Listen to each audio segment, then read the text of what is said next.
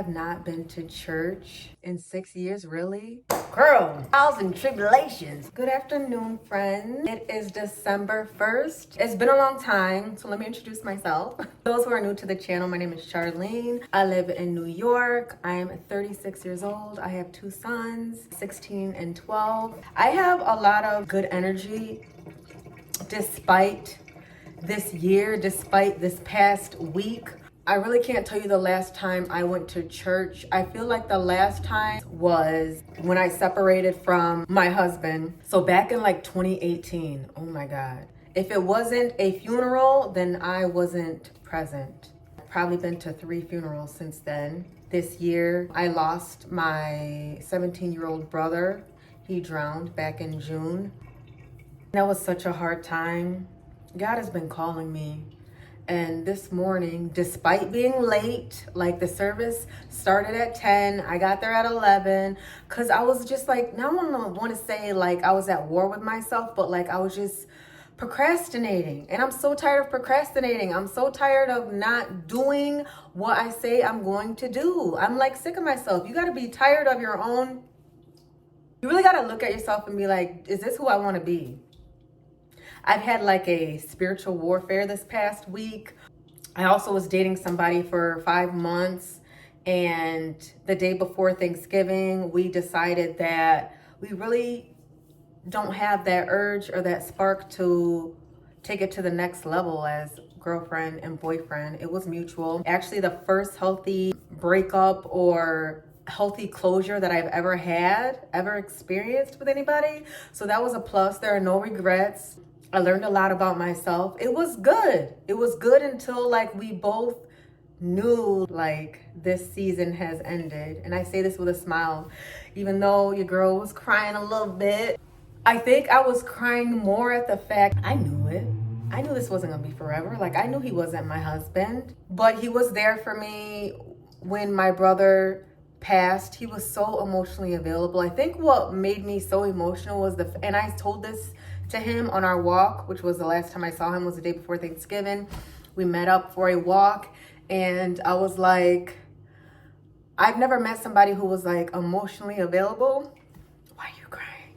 And emotionally mature, who knew how to articulate his feelings, who was open to expressing himself and answering every question that I had. Like it was so transparent. I think because that was so foreign to me, I still knew that he wasn't the one, but our relationship was healthy. He was everything that I want in a husband. I was just not physically attracted to him. And I can't believe like I dated somebody for almost 6 months who I wasn't like physically attracted to. But I learned from that experience that I love to be mentally stimulated. I love a guy who knows how to use his words. Like communication to me is so, I don't want to say orgasmic. It's beyond a love language. It's just like a non-negotiable. If you want me to be attracted to you, like you got to talk to me. You got to know how to talk to me. So the transparency and the grammar and his choice of words and just the communication was no regrets. I have no regrets. It actually just sucks when things like end. And then it's not just a relationship with a guy, like friendships. Breakup friendships are the worst. If you've never endured one, that's real pain. That's real pain. That's probably worse than breaking up with somebody that you're dating. But let's get back onto the subject. My focus is to just do the things that I say I'm going to do. Because why not? All we have is time. Everything you want is tangible. Everything you want is within your reach. You are qualified. You are worthy, but you also have to do what's required. So I don't like to say that you are enough as you are. I like to say you have everything you need to be who you want to be. You can't just wake up and be like, oh, I woke up like this, like I'm brrrah. Honey, you got to do brrrah to get brrrah. I'm going to juice some, this is 1 beet, this is 2 yummy Honeycrisp apples, and I'm gonna grab a cucumber and I'm gonna juice them. I've been back in the gym since our closure. I'm gonna call it a closure. I don't want to say breakup. And y'all, I did everything right. And I have to be okay with that. Like, what did I do wrong? What did I miss? I did everything right. And I'm not gonna say that it went wrong. It went the way it was supposed to go. Right from the beginning. Are you looking to be in a monogamous relationship? Do you see yourself as a husband? Do you want to be a husband? Not even like, I'm so intentional about the words that I use. Like, I don't care if you want to get married. Do you want to be a good husband? Because you could want to be married. You could want a marriage and not care to be a good husband. Do you want kids? He was like, before my sister had my niece, no, I really didn't want to, but now I am open to it. And he asked me, and I was like, it's not like on my to-do list. When I meet my second husband, I am open to, like, because you see how the sun, that's God right there. You really know that's God. That's God. I love you. Thank you. Because today could have been ugly and dreary and depressing. But why? Why when I have God's food here? Why when I have water? Not only do I have water, but I have spring water. Why when I have a vehicle that takes me to where I need to go? I don't have everything I want, but I have everything I need. And it's important for me, especially during this season of winter, to keep my mental healthy. I have to be mentally strong. I don't get this sunshine every day up here in New York. It's just not promised every day. But I know when I'm speaking life into people and when I'm being kind to myself and I'm able to confront the areas of myself that I am not happy with, but I know that it's okay to be imperfect and I have what I need to be better.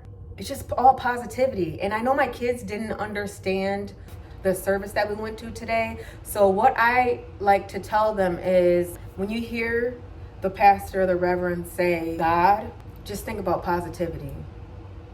Just think about all thoughts that serve you. And when I say all thoughts that serve you, I mean all thoughts that keep you close to your higher self, your best self, your healthiest self, your wealthiest self. Life ain't always about being happy. Like, I can't say right now that like I'm happy, but I'm at peace.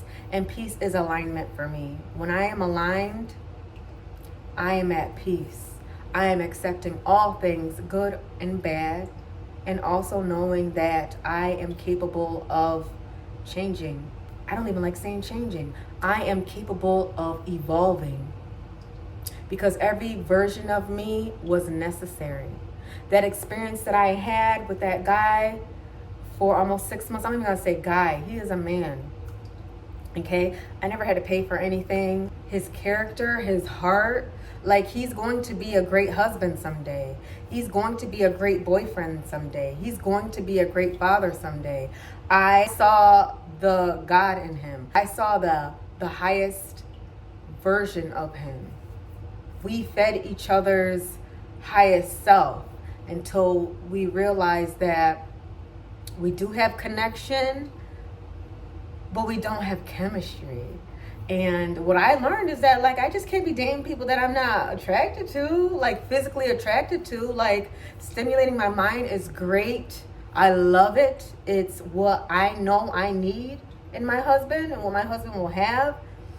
But without physical attraction, and I could be wrong, but I strongly feel like without a physical attraction, there's really no chemistry. So yeah, girl, all things healthy. If you're not where you want to be in life, this is just a reminder that you are capable of being who you want to be in life, and that it's okay to slow down. Like I took social media off my phone. I'm just focusing on one group, and that's YouTube, because I like talking to y'all. And I feel like my stories, my experiences, my voice, my thoughts aren't for me to keep I'm here to share them with you. So I hope you got some good out of this video. I see you. Comment below if you have any questions. Thank you for tuning in to this little video. Happy December 1st.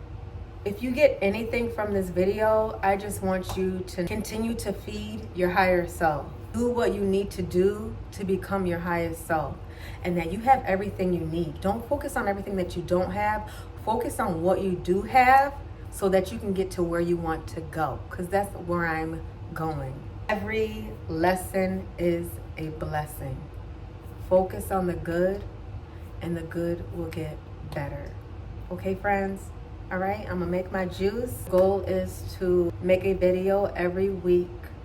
That's my promise to myself and my promise to you. I promise to make a video every week and to just share my experiences with you, because we all need somebody that we can relate to, that understands us, that feels us. Like, life ain't perfect, but it's still beautiful. Like, life can be imperfect and still beautiful. I love you. Thanks for making it this far in this video. I like you a lot. I'm gonna embrace the sun, make my juice, and keep my promises to myself. Because why not, sis? All we have is time. Let me go, all right? You guys, until the next video. I love you. All right, bye.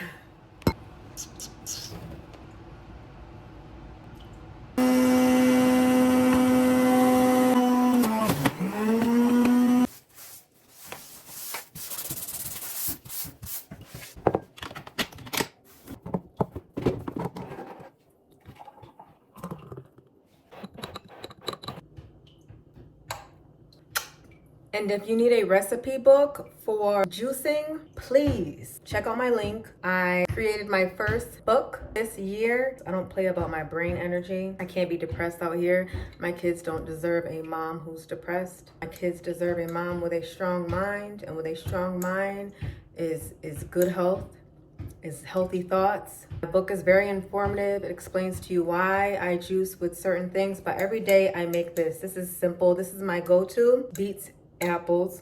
Beets from blood flow, prevents strokes, has tons of magnesium. Beets to me is like, they say an apple a day keeps the doctor away. I say 1 beet a day keeps the doctor away. Honey, for your mental, your heart, I have a recipe in there called heartbeat juice, which is really targeted towards people who have high blood pressure. My go-to is beets and apples and oranges.